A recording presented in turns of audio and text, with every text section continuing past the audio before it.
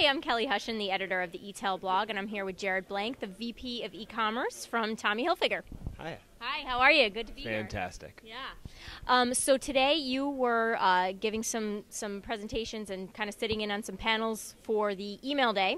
And one of the things that caught my attention when you were speaking was you were talking about this overlay that you guys started. So I wanted to ask the first question about how did you guys come to that decision to do that? What have been the results? Just talk a little bit about that.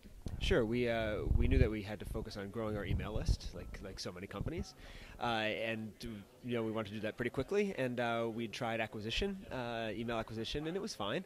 But we felt that there's certainly opportunities on our sites to get our own customers to sign up better. And so we'd seen various companies using overlay in a couple of different ways, and we tried a bunch of different things out and settled on the one that we have now. Okay, great. So what were the risks involved in implementing this? I know some people, might say, oh, people are going to think that's spammy, or, were you able to kind of disprove any of those theories? Yeah, we were very careful to measure exactly what was going on. So we, after a week and then 2 weeks and a month, we measured the bounce rate off the homepage, and we saw it hadn't changed at all.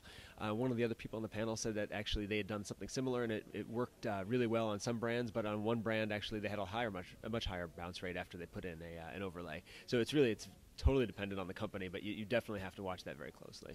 And what about acquisition numbers? Can you say if you saw a percentage increase and what it might have been?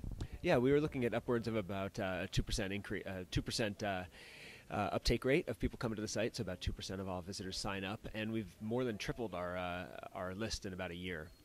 That's wonderful. Okay, so another thing that was talked about was just how many things there are to do with email. It's like, I think you said a bazillion. That's pretty accurate. But one of the pieces of advice you gave was just to pick one thing. How many things do you think you can really accomplish in a given 12 to 18 months?